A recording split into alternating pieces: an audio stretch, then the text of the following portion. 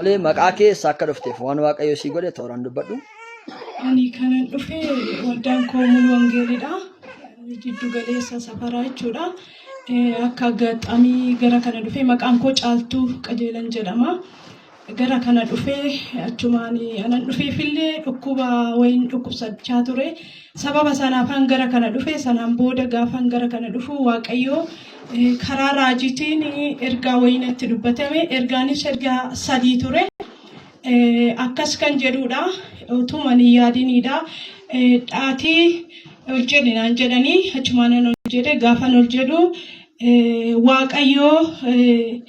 waan garaa kee keessa sosocho'aa jiru tokko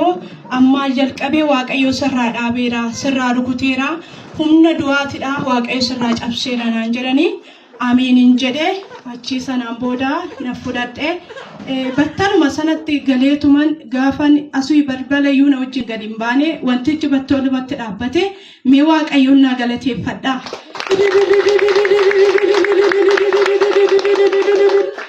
Achumaan itti fufee abbaa warraa keetii ergichi gaafa sumaadha jechuudha. Abbaa warraa kee seexanni ajjeesuudhaaf itti garmaamaa jira. Garuu duuti mana kee hin galu. Waaqayyo garuu dabarsee ittiin kennu cabseera siin jedhanaan jedhanii achi sanaan booda asiinan ba'ee gaafa ba'ee galu erga akkasiitu natti dubbatamee arrakkoon jedhanii isatti haasee gaafa naasa'u indee ani koo daandii makiinaa irratti jidduu isaatiitti ijaaramee jiru sanaan nan darba jedheetinan isan tarkaanfadha gaafan jedhu siinoo tiraakiin dhufaa jira ture. Siinoo tiraakiin dhufaa jiraachuu isaa garuu ani nagarree sanaan booda nan tarkaanfadha gaafan jedhu mukichi na xalafeen asfaaltii walakkaatitti lafa dha'e. Sanaan booda makiinichi ariifatee deemaa ture garuu akkamitti akka dhaabbate hin beeku. Waaqayyo fireen dhuma narraa dhaabee anuumee galatan qabanaan jedhe gaafuma sanaadha kunis waaqayyoon na galateeffadha. Achumaani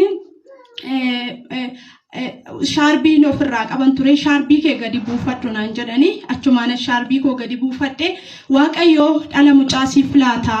waaqayyo mucaan ani barbaadudha imman irraa qaba siin jedhee waaqayyo dhala siif kenna ushururu jedhii naan jedhanii harka koo irratti akkan qabadhuufi shaarbicha na qabsiisanii achumaanan anis nan kolfeetinan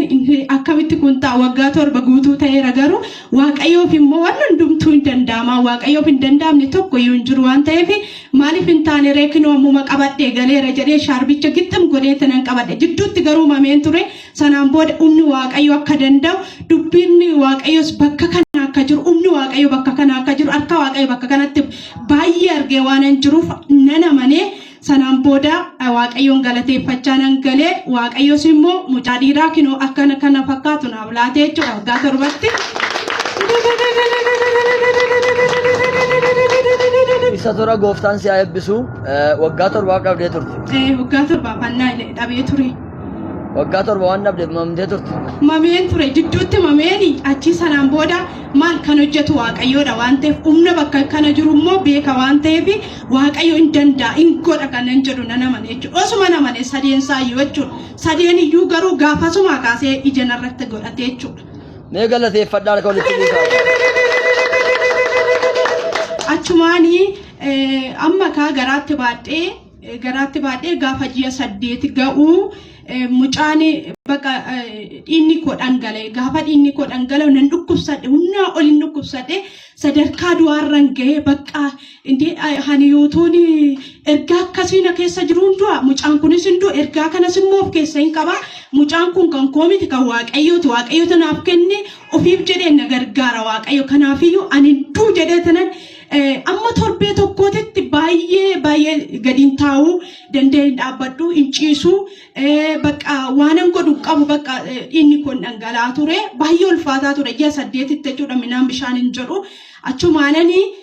የመጨረሻ ani mana yaalaa garuu dhaqee iyyaalamu maaliif waaqayyoodha kan kenne waaqayyoodhas immoo kan nadeessisu waaqayyoodha immoo waan haaras kan hojjetu ani dhugabaati fannaa badha malee waan biraaf hin naabadhu jedheen gigim jedheetuma manumatti zim jedhee kadhachaa ture achumaanan humna kooti ol gaafa ta'u lafti kun ibsamiin kun gaafa walitti natti dhiyaattuni akkasan jedhee mucaan koo hin jira waggaa 12 kan inni dee jechuudha waggaa 12 umurii isaa isaafi abbaa warraa kootiin gara kanatti erge maaloo hin jedhee naaf kaadhaa gara kana dhaqaatii sanaan booda bishaan kadhataa naaf fidaa koota bishaan kadhataa naaf bitaa koota kana san hin jedhina bishaan kadhataa qofan barbaada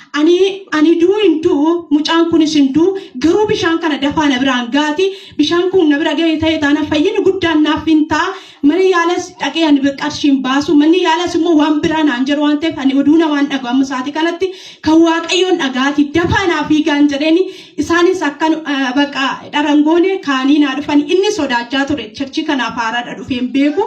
achi sanaan booda sodaachaa dhufe maal jedheen bishaan bitaadhe maal jettee bitta cal jedhii dhaqii biti baqaati mucaatti ergi baqa ofii keetiif hoo bituu baatteen jedheeni innis akkanuma dhufee sanaan booda odoo inni dhufutti ani diriireen jira jechuudha of dhabeeraa diriireeraa baqqaadhi lafti kun waan tokko natti mul'atu baqa cannaqameen jira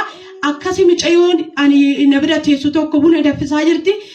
soofaa jalan diriirfadheen akkasitti ol garagareetti nan garaa koo samiitti ol garagarteen nan ciisee sanaan booda amma bishaan gaafa inni asii mucaan koo gaafa bituu dhaqu raajiin immoo argeetu amma ati mucaan bishaan bitte suni kottu jedheeni achi sanaan booda abbaan keessa jennaan abbaan koo kunoos keessa jira jedheen jennaan bishaan tokkicha bittan miti oodhu bishaan kan immoo anatu akka kennaatitti ishiidhaaf kenne waan ta'eef amma daddafaati umna du'aatu ishirra marsaa jira umni du'aa kun garuu ishiin dandeewu isaan immoo akkan ulfas waan akkasiis hin dubbanne jechuudha humna kana waaqayyo humna kanaan rukuta bishaanuma kanaan rukuta dafaa biraan gaafa jedhuuni sanaan booda isaan yaabbaa keenyallee hin jennee fiiganii na biraan ba'anii gaafa na biraan gaan bishaanicha gaafan dhuguun jalqabee inni dhangala'aa tures battalumatti qaxxe jedhee deebisaas immoo dhanna koo keessa inni na nyaatu mataan inni na dhukkubu laftiif samiin inni walitti natti dhiphate sun hundumtuu narraa ka'e sanaan booda nagaa nan argadhe waaqayyoo akkasitti na gargaaree bishaan sanaanii gara koo goree sanaan booda nan da'e waaqayyoof haa galatu kunoo mucaanis nagaadha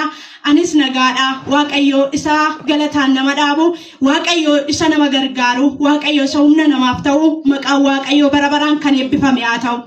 sababni isaa nama akka waaqayyoo bakkee kana jiru jedhu yoo jiraate akka waaqayyoo dhuguma bakkee kana jira sababni isaa ani argeera akka waaqayyoo baay'ee lafa kanatti argee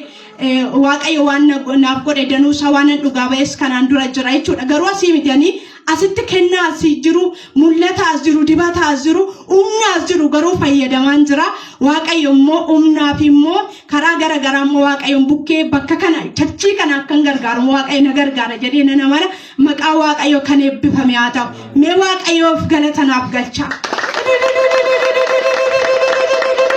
itti dabalaa mee kasaan dhumatu